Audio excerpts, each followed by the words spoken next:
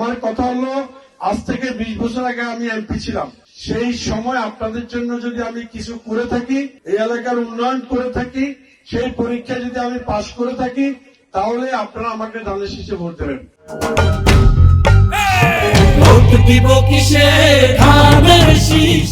যদি আমি ওই সময় উন্নয়নমূলক কাজ করে থাকি, এখন যে সকল কাজ দরকার, দাবি দাওয়া আছে, এগুলা সবগুলো ইনশাল্লাহ 10 গুণ, 20 গুণ, 30 গুণ উন্নয়নমূলক কাজ করব। শুধু রাস্তাঘাট না, অবকাঠামো না, গরিব পরিবারগুলোর অর্থনৈতিক উন্নতির জন্য আমরা কিছু কাজ করব, যাতে প্রত্যেকটা গরিব পরিবার কিছু পায়। আমাদের নেতা তারেক রহমান ঘোষণা দিয়েছে ফ্যামিলি কার্ড। ফ্যামিলি কার্ড সম্বন্ধে আপনাদেরকে বলেছে আমাদের নেতারা, জানেন তো। স্বাস্থ্য কার্ড ব্যাখ্যা দিয়েছো তোমরা, আমি আর তাহলে সমালোচ করলাম না। কৃষক কার্ড, কৃষকদের জন্য আমরা কি করব, এগুলো হলো আমাদের সারা দেশের জাতীয় প্রোগ্রাম। আপনাদের জন্য দেশে আমূল পরিবর্তন করবে তারেক রহমান।